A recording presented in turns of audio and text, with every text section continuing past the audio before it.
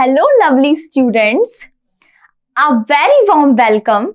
I hope you all are safe and doing well. So here I am your chemistry mentor.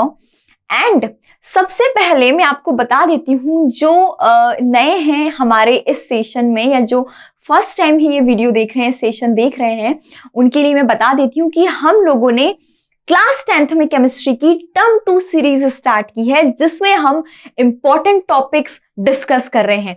मतलब term 2 में जो आपको chapters आने वाले हैं केमिस्ट्री में, that is carbon and it's compounds and periodic classification of elements.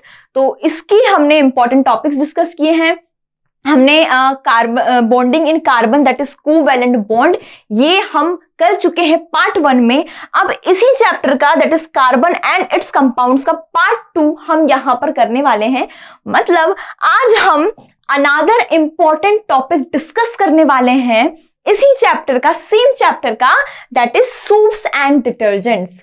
ठीक है, तो सोप्स एंड डिटर्जेंट्स भी बहुत इंपॉर्टेंट टॉपिक है एंड इंपॉर्टेंट होने के साथ साथ मैं आपको वेटेज भी बता देती हूँ कि कैसे एग्जाम्स में क्वेश्चंस आते हैं। कभी कभी 1 मार्क्स में भी क्वेश्चंस पूछे जाते हैं, कभी कभी डायग्राम भी दे दिया जाता है आपको लेबल करने के लिए, है ना, वो भी पूछ लिया जाता है। कभी कभी 4 या 5 मार्क्स में भी पूछ लिए जाते हैं। तो इस तरह से इस टॉपिक में से क्वेश्चंस आते हैं। ठीक है, एंड बहुत ही इंटरेस्टिंग टॉपिक है, जैसे कि आपको नाम से पता चल रहा है, सोप्स एंड डिटर्जेंट्स। मतलब क्या है, सोप्स किस तरह से वर्क करती हैं, डिटर्जेंट्स किस तरह से वर्क करते हैं। जहां केमिस्ट्री में हमारी डे टू डे लाइफ की बात आती है, एग्जाम्पल्स की बात आती है, जब हमें हमारी डेली लाइफ को केमिस्ट्री के साथ कनेक्ट करना पड़ता है, तो और भी ज्यादा इंटरेस्टिंग हो जाती है केमिस्ट्री, है ना। तो इसी इंटरेस्ट के साथ, without wasting much time, let's start with soaps and detergents.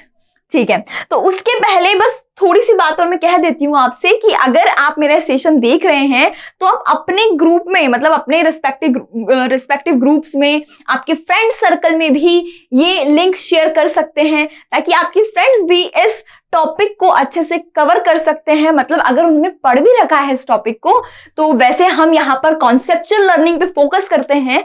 ठीक है, तो उनका अगर ये टॉपिक अगर वो पढ़ते हैं तो और अच्छे से कॉन्सेप्ट क्लियर हो सकते हैं उनके। ठीक है, एंड सब्सक्राइब करना भी आप बिल्कुल मत भूलिए, ताकि आपको अदर नोटिफिकेशन मिल सके। अगर हम दूसरे चैप्टर्स भी स्टार्ट करते हैं, टॉपिक स्टार्ट करते हैं, तो आप इजीली देख पाएंगे उनको, पढ़ पाएंगे उनको। ठीक है, चलिए स्टार्ट करते हैं हम सोप्स एंड डिटर्जेंट्स के साथ। तो यहाँ पर सोप्स एंड डिटर्जेंट्स है, मतलब इस सेशन में हम देखने वाले हैं कि सोप्स एंड डिटर्जेंट्स किस तरह से वर्क करते हैं। हम डेली यूज करते हैं, मतलब जब भी हम क्लोथ्स वॉश करते हैं, कोई भी फैब्रिक वॉश करते हैं, तो जनरली हम डिटर्जेंट्स का यूज करते हैं। अलग अलग वैरायटी के डिटर्जेंट्स होते हैं जो मार्केट में अवेलेबल होते हैं, टाइड्स है, सर्फ एक्सेल है ना, अलग अलग वैरायटी के हम यूज करते हैं। सोप्स में भी अलग अलग वैरायटी की सोप्स यूज करते हैं, जो जिसकी फ्रेग्रेंस हमें अच्छी लगती है ना, हम बहुत ज्यादा प्रेफर करते हैं, वैसी सोप्स हम ज्यादा प्रेफर करते हैं, राइट। तो आप क्या सोचते हैं, मतलब कि सोप्स कैसे वर्क करती है जनरली। अब देखो, सोप की हम बात करते हैं तो सोप्स और डिटर्जेंट्स की जो मैकेनिज्म होता है ना, मतलब वर्क करने का, वो थोड़ा सेम ही होता है, काइंड ऑफ सेम ही होता है। क्योंकि अगर मैं आपसे बात करूं कि सिर्फ वाटर, आप सिर्फ पानी से आप जब बात करते हैं तो सिर्फ पानी से कर लीजिए, आप सोप मत लगाइए। या फिर जब आप डिटर्जेंट्स का क्यों यूज कर रहे हैं, क्लोथ्स वॉश करने के लिए, फैब्रिक्स को वॉश करने के लिए क्यों डिटर्जेंट यूज कर रहे हैं, क्योंकि आपको पता है कि जो क्लोथ्स है ना, वो बहुत डर्टी है, मतलब उसमें ऑयल डर्ट भी है, और ऑयल डर्ट इजीली वाटर से वॉश नहीं होती है। ठीक है, उसमें कुछ ना कुछ ऐसी प्रॉपर्टी, हम डिटर्जेंट्स में कुछ ना कुछ ऐसी प्रॉपर्टी होगी ना, जिसकी वजह से जो डर्ट होती है, ऑयल डर्ट होती है, ग्रीस होता है, जो कपड़ों में लग जाता है, वो इजीली निकल जाता है, साफ हो जाते हैं हमारे कपड़े, है ना। तो कुछ ना कुछ ऐसा किस तरह से वर्क करते हैं, तो इसके पीछे भी केमिस्ट्री है कि किस तरह से वो क्लोथ्स वर्क करते हैं। जो हम सोप यूज करते हैं, किस तरह से हमारी बॉडी से डर्ट निकल जाती है, ऑयल डर्ट को किस तरह से साफ कर देते हैं, क्लीन कर देते हैं सोप्स एंड डिटर्जेंट्स। तो ठीक है, हम स्टार्ट करते हैं इंट्रोडक्शन से। देखो स्टूडेंट्स, यहां पर आपको बहुत सारी टर्मिनोलॉजी भी सीखने को मिलेगी। ठीक है, क्योंकि आप केमिस्ट्री पढ़ रहे हैं, बिकॉज केमिस्ट्री में बहुत सारी सी टर्मिनोलॉजी होती है। अच्छा, आप एक वर्ड भी अगर बोलते हैं ना, तो जरूरी नहीं है वो एक वर्ड ना दूसरे से भी कनेक्ट कर सकता है। कैसे कनेक्ट करेगा, अगर मैंने आपको बोला यहाँ पे हाइड्रोफोबिक, है ना। तो हाइड्रोफोबिक मतलब नॉन पोलर भी हो सकता है, मतलब नॉन पोलर, हाइड्रोफोबिक, ये दोनों जो है ना, इसका जो वर्क प्रिंसिपल या फिर जो मीनिंग में बोलूंगी वो सेम ही रहता है, ठीक है। वो हम देखेंगे आगे, इनकी टर्मिनोलॉजी पर भी फोकस करेंगे। तो सोप्स जनरली क्या होती हैं, तो soaps are the sodium and potassium salts of the long chain carboxylic acid. Carboxylic acid क्या होता है, सभी को पता है ना भाई, कार्बोक्सिलिक एसिड होता है COOH, ठीक है। तो ये क्या होती है, लॉन्ग चेन होती है कार्बोक्सिलिक एसिड की, ठीक है। यहाँ पे मिथाइल ग्रुप कोई भी कार्बन चेन यहाँ पर ऐड हो सकती है, दैट्स वाई यहाँ पे डैश लगा हुआ है, ठीक है। तो ये क्या होते हैं, सोप्स कैसे फॉर्म होते हैं, सोडियम मतलब कि Na, पोटेशियम मतलब होता है K, ठीक है। तो ये सोडियम एंड पोटेशियम सॉल्ट होता है actually soap of the long chain carboxylic acid, मतलब हमें पता चल गया कि यहाँ पे कार्बोक्सिलिक एसिड की चेन होती है, ठीक है। अभी हम आगे देखते हैं, a soap molecule consist of a long hydrocarbon chain, मतलब कि अगर मैं बताऊं आपको, जो सोप है ना हमारी, वो 2 पार्ट को कंसिस्ट करती है। कौन कौन से पार्ट है, फर्स्ट पार्ट यहां पर देख रहे हैं आप, composed of carbon and hydrogen, मतलब कि carboxylic acid on one and, मतलब एक एंड पे कार्बोक्सिलिक एसिड की चेन होती है, ठीक है। वही दूसरे एंड पे which is ionic bonded to metal ion, usually a sodium और पोटेशियम, मतलब कि एक एंड पे कार्बोक्सिलिक चेन होगी जो कि हाइड्रोफोबिक होगी। हाइड्रोफोबिक और नॉन पोलर में बोल सकती हूं, ठीक है। हाइड्रोफोबिक मैं यहां पर लिख देती हूं, हाइड्रोफोबिक। हाइड्रोफोबिक को नॉन पोलर होने के साथ साथ और नॉन पोलर और क्या बोल सकती हूं मैं, हाइड्रोफोबिक और नॉन पोलर और वाटर हेटिंग, मतलब कि ये वाटर लविंग नहीं होते हैं, है ना। तो जैसे हमने बात की ना अभी ग्रीस की, ऑयल डर्ट की, तो ऑयल डर्ट कैसे होंगे, वो नॉन पोलर होते हैं, जो वाटर में डिसॉल्व नहीं हो सकते, तभी तो सिर्फ वाटर के साथ वो डर्ट नहीं निकल पाते हैं, है ना। सिर्फ वाटर सफिशिएंट नहीं होता है डर्ट निकालने के लिए, उसमें हम डिटर्जेंट्स डालते हैं। तो डिटर्जेंट्स की प्रॉपर्टी क्या होती है, सोप्स की प्रॉपर्टी क्या होती है, अभी हम सोप्स पढ़ रहे हैं ना, हम डिटर्जेंट्स बाद में लेते हैं, ठीक है। अभी सोप्स पे हम ध्यान देते हैं। तो यहां पर आपको दिख रहा है, soap has a large non ionic hydrocarbon group and an ionic group, मतलब कि यहां पर नॉन आयोनिक ग्रुप भी है, तो अब नॉन आयोनिक पार्ट भी हमें मिल गया। तो आप क्या लिख सकते हो यहाँ पे, हाइड्रोफोबिक और नॉन पोलर और वाटर हेटिंग और नॉन आयोनिक ग्रुप, है ना। ये सभी के जो आप ये मीनिंग जो रहेंगे ना, सभी के सेम ही है बेटा, है ना।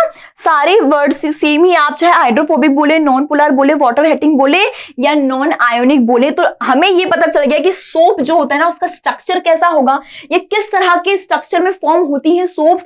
तो large non ionic hydrocarbon group होता है and ionic that is COO- और Na+, जो आपको दिख रहा है यहाँ पे आयोनिक हेड। आयोनिक क्यों, क्योंकि इसके ऊपर चार्ज है। सोडियम क्या है, सोडियम पॉजिटिव चार्ज कैरी करता है, मतलब एक आयोन है ना सोडियम, ठीक है। क्लियर। अब देखो हम यहां पर थोड़ा सा इस पे फोकस करते हैं। ये आपको स्ट्रक्चर दिख रहे हैं, ये कुछ इस तरह से आपको स्ट्रक्चर और भी आगे मैं आपको बताऊंगी, और भी हम इसको डिटेल में स्टडी करेंगे। यहां पर लिखा है hydrophilic head, aqueous solution and hydrophobic tell. जैसे कि मैंने आपको बोला कि 2 पार्ट में जो सोप का स्ट्रक्चर होता है ना, वो इस तरह से कंसिस्ट होता है 2 पार्ट में। फर्स्ट वन है, आप यहाँ पे देख रहे हैं हाइड्रोफिलिक। अब जस्ट अपोजिट जितने भी मैंने यहाँ पे नाम लिखे थे ना, वो सब क्या है, जो वाटर से हेट करते हैं, उन सारे के वर्ड्स हमने लिख ली थी। Non ionic part, hydrophobic, non polar. अब जो वाटर लविंग होते हैं उनको बोला जाता है हाइड्रोफिलिक, मतलब कि जो वाटर में डिसॉल्व हो सकते हैं, ठीक है। उन्हें हाइड्रोफिलिक के साथ साथ मैं पोलर भी बोल सकती हूँ, है ना, पोलर भी बोल सकती हूँ एंड आयोनिक भी बोल सकती हूँ। जैसे हमने हाइड्रोफोबिक को नॉन आयोनिक बोला था, यहाँ पर पोलर और हाइड्रोफिलिक और आयोनिक, व्हाट, आयोनिक ग्रुप में कहूंगी उसे, ठीक है। आयोनिक ग्रुप में मतलब कि ये COO- Na+, ये हमारा ग्रुप रहेगा। Clear students. तो अभी आपको इसमें से याद क्या रखना है कि हाइड्रोफिलिक एंड हाइड्रोफोबिक, तो हाइड्रोफिलिक रहेगा हेड एंड हाइड्रोफोबिक रहेगी टेल। टेल जो रहेगी वो ग्रीस जो लगा है इम्प्योरिटीज, मतलब वहां पर उसको अट्रैक्ट करेगी, उसको खींचेगी, जिससे कि ग्रीस इम्प्योरिटीज या फिर ऑयल डर्ट निकल जाए क्लोथ से, ठीक है। और जो हाइड्रोफिलिक हेड होता है वो पोलर हेड जो रहेगा ना वो क्या करेगा, वो वाटर सोल्यूबल होगा, ठीक है, इस तरह से। और this is the aqueous solution, मतलब कि आपको mainly hydrophilic head and hydrophobic tell याद रखना है अभी, ठीक है। नेक्स्ट हम देखते हैं कुछ एग्जांपल्स हम देख लेते हैं। हमने क्या बोला, सोप्स क्या होती है, तो सोप्स होती है, हमने सोप्स का क्या बोला, सॉल्ट ऑफ, या फिर मैं बोल सकती हूँ सोडियम और पोटेशियम सॉल्ट ऑफ, ऐसा लिखती हूँ उसे, ठीक है, सोडियम और potassium salt of fatty acid,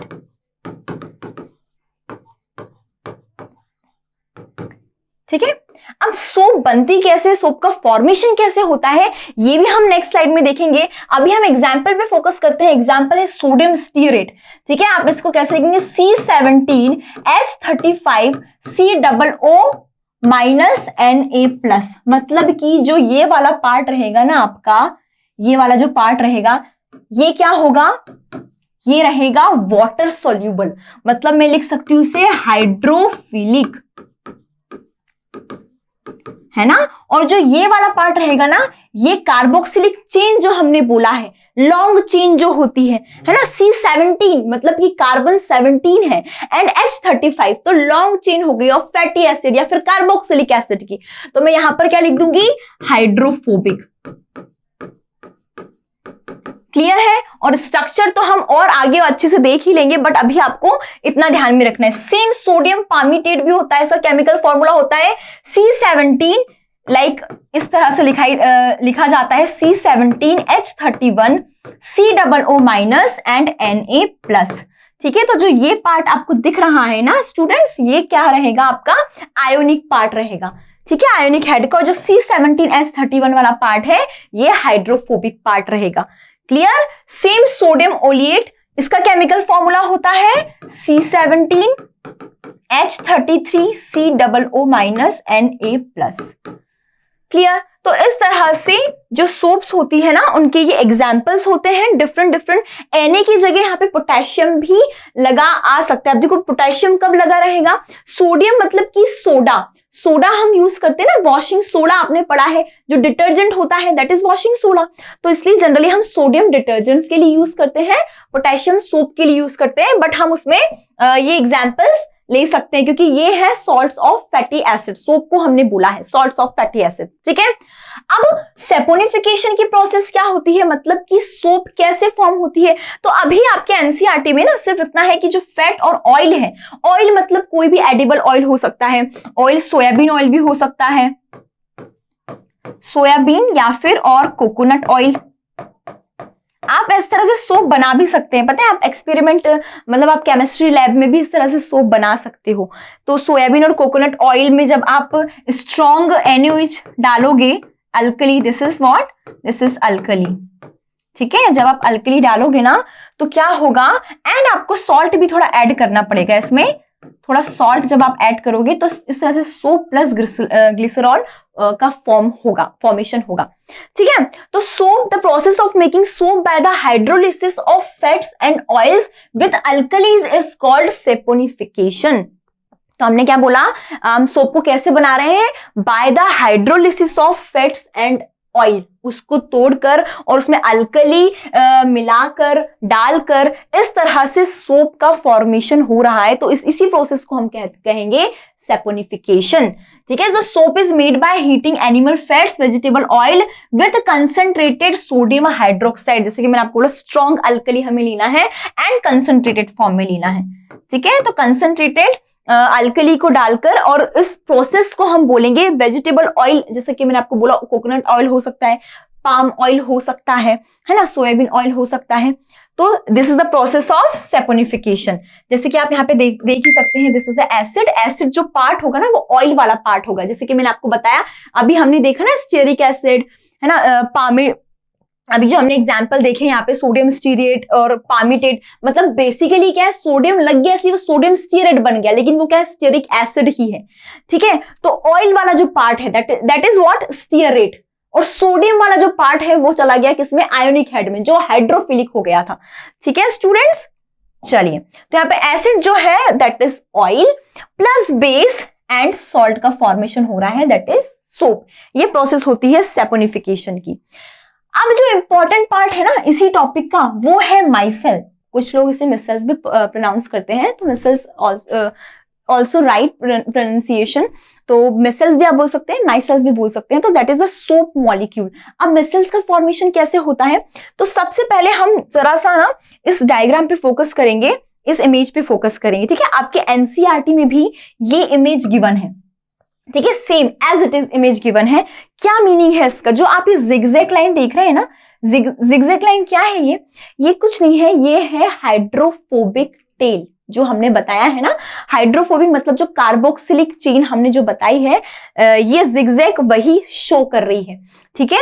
और जो आप ये हेड देख रहे हैं ना, ये पोलार हेड इसको बोलते हैं, जिसमें सोडियम के आयन आप देख सकते हैं यहाँ पर, दिस इज सोडियम आयन, है ना। तो ये क्या हो गया, ये है पोलार हेड, ठीक है। इस तरह से कभी कभी ये वाला जो डायग्राम है ना, इसको लेबल करने के लिए भी आता है। तो this is the polar head, और ये क्या है, non polar chain, non polar chain बोल सकते हैं इसे, कार्बोक्सिलिक चेन बोल सकते हैं, है ना। तो ये कार्बोक्सिलिक चेन है।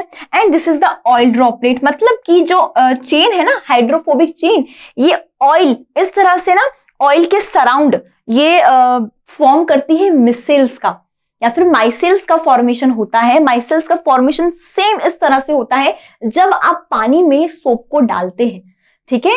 तो जो इसका टेल वाला पार्ट रहेगा ना, डर्ट कैसे निकलती है, तो जो टेल वाला पार्ट रहेगा ना, वो ऑयल को क्या करेगा, अट्रैक्ट करेगा, खींचेगा अपनी तरफ, ग्रीस डर्ट को खींचेगा अपनी तरफ।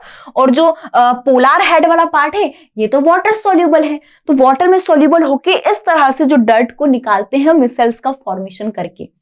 मतलब बेसिकली ये इसका क्या होता है, मैकेनिज्म होता है, बेसिकली यही इसका मैकेनिज्म होता है। हम थोड़ा सा और देख लेते हैं यहाँ पर कि ये soap molecule has two ends with different properties. जैसे कि मैं आपको बता चुकी हूँ टू एंड्स कौन कौन से होते हैं, डिफरेंट प्रॉपर्टीज भी हम देख चुके हैं। एक क्या प्रॉपर्टी शो करता है, दूसरा प्रॉपर्टी क्या शो करता है, अ लॉन्ग चेन हाइड्रोकार्बन। जो हाइड्रोकार्बन मतलब क्या, हाइड्रोजन एंड कार्बन वाला जो पार्ट है उसमें, है ना, हाइड्रोजन कार्बन, जैसे कि हमने देखा ना, अभी एग्जाम्पल देखा हमने C17H31, C15H31, इस तरह से हमने सोडियम स्टीरेट, सोडियम पामीटेट, है ना, सोडियम ओलिएट, ये सारे जो हमने एग्जाम्पल देखे। तो जो हमने चेन बताई ना, वो कौन सी चेन थी, हाइड्रोकार्बन की चेन थी, हाइड्रोकार्बन पार्ट था, जिसे हमने क्या बोला है, हाइड्रोफोबिक, है ना। It dissolve in hydrocarbon. तो जो हाइड्रोकार्बन वाला पार्ट है वो हाइड्रोकार्बन में ही डिसॉल्व होगा, वो वाटर में तो डिसॉल्व नहीं हो पाएगा, ठीक है। और जो शॉर्ट आयोनिक पार्ट बताया गया है, मतलब COO- एंड Na+, जैसा कि मैंने आपको बताया था, COO-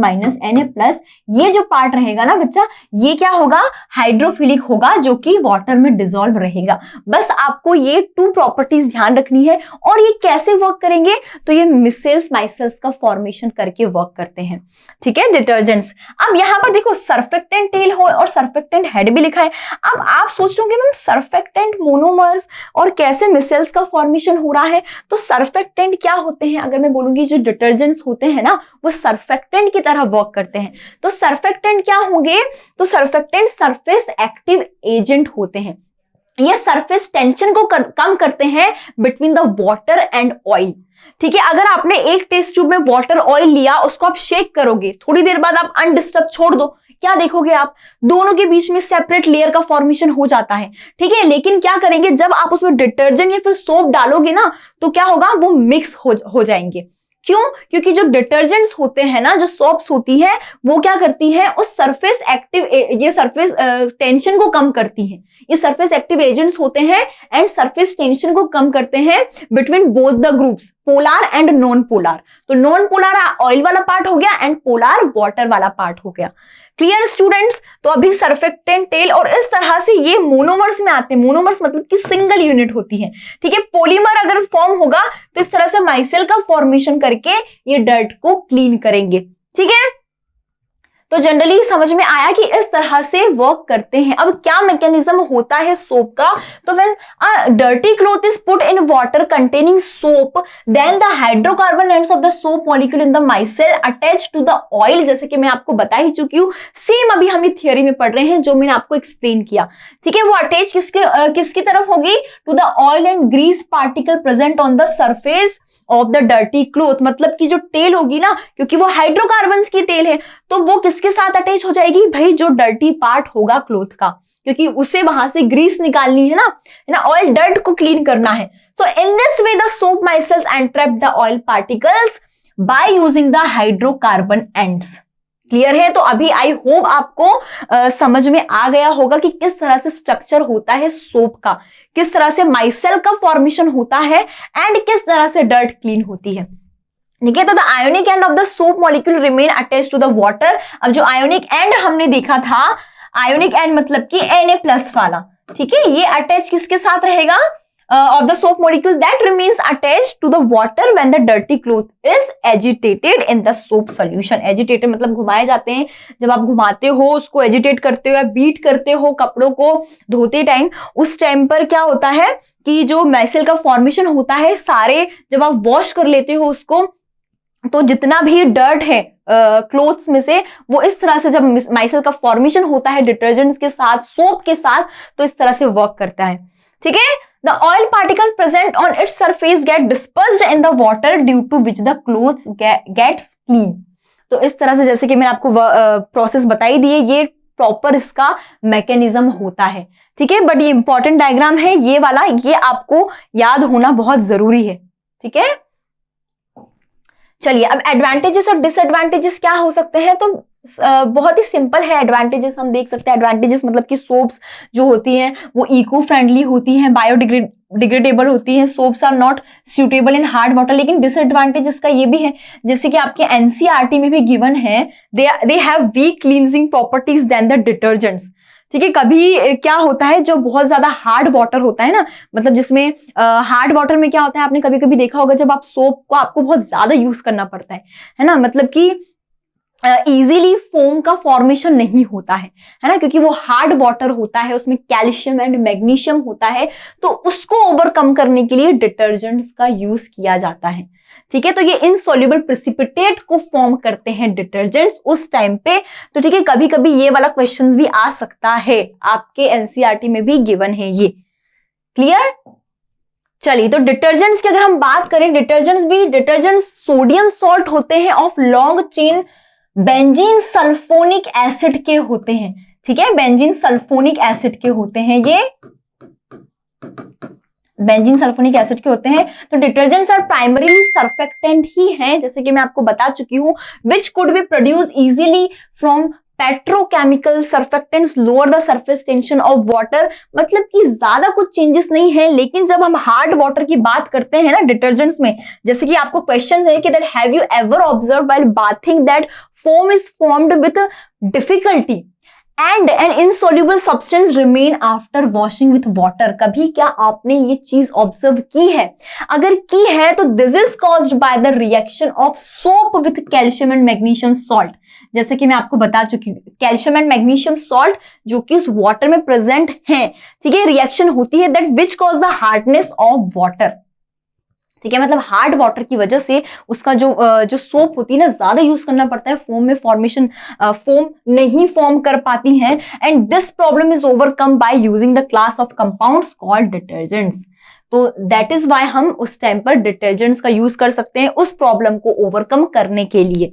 ठीक है, तो detergents are the sodium salt of sulphonic acid और अमोनियम सॉल्ट विथ क्लोराइड्स और ब्रोमाइड आयंस। बेसिकली ये क्या होती है, डिटर्जेंट्स क्या होते हैं, sodium salt of sulphonic acid, मतलब कि अगर मैं इसका स्ट्रक्चर आपको बताऊंगी ना सल्फोनिक एसिड का, तो स्ट्रक्चर होता है SO3Na। ठीक है, ये होता है बेसिकली इसका स्ट्रक्चर। ठीक है स्टूडेंट्स, अब जो देखो ये जो पार्ट दिख रहा है ना आपको इस स्ट्रक्चर, मतलब जो Na का पार्ट है, Na तो आप समझ ही गए होंगे, Na मतलब कि सोडियम आयन, तो ये जो पार्ट है ये पोलार की तरफ चला जाएगा। ठीक है, और जनरली ये चेन होती है, मतलब कि मिथाइल ग्रुप, ये इस तरह से चेन का, ब्यूटेन चेन का फॉर्मेशन होता है, और इस तरह से ONA और इस तरह से इसका स्ट्रक्चर होता है कुछ। तो ये चेन जो होती है ना, यही जो हम पढ़ चुके हैं इसमें कि hydrophobic chain and hydrophilic head, मैं ये भी बोल सकती हूँ, पोलार हेड और नॉन पोलार टेल ये भी बोल सकती हूँ। ऐसे अलग अलग नाम जो टर्मिनोलॉजी से इसकी ये डिस्कस कर सकती हूँ। तो जनरली ये क्या होते हैं डिटर्जेंट, सोडियम सॉल्ट होते हैं ये भी ऑफ सल्फोनिक एसिड के, और अमोनियम सॉल्ट विथ क्लोराइड्स और ब्रोमाइड आयंस। ठीक है, तो बहुत ही सिंपल टॉपिक है ये और बहुत ही इजी टॉपिक है। बस अगर आपने इसका मैकेनिज्म पढ़ लिया अच्छे से तो ये बहुत ही इजी हो जाएगा, और इसमें से फिर कैसे भी क्वेश्चंस आ जाएं आप इजीली लिख दोगे। ठीक है, उसके आंसर्स आप इजीली लिख दोगे। अब क्या क्या एडवांटेज होंगे डिटर्जेंट्स के? तो since detergents are the sorts of strong acids they do not decompose in acidic medium. Detergents क्या होते हैं? सॉल्ट्स होते हैं, स्ट्रॉन्ग एसिड के सॉल्ट होते हैं, जैसे कि हमने देखा ना सल्फोनिक एसिड। तो ये डिकम्पोज नहीं हो पाते हैं एसिडिक मीडियम में easily. Synthetic detergents are more soluble in water than soaps, क्योंकि हमने देख ही लिया है कि हम उस प्रॉब्लम को कैसे ओवरकम कर सकते हैं, हार्ड वाटर की प्रॉब्लम को, है ना। तो डिटर्जेंट्स उसमें सोप वर्क नहीं करती बट डिटर्जेंट्स वर्क करते हैं। That's why synthetic detergents are more soluble in water than the soaps. Clear, they have a stronger cleansing action than the soap. अगर हम सोप से थोड़ा सा इसको कंपेयर करते हैं डिटर्जेंट्स को, तो they have the stronger cleansing effect. As detergents are derived from the petroleum, they save on natural vegetable oils which are important as essential cooking medium. ठीक है, तो ये एडवांटेजेस हमने डिटर्जेंट्स के बताए हैं।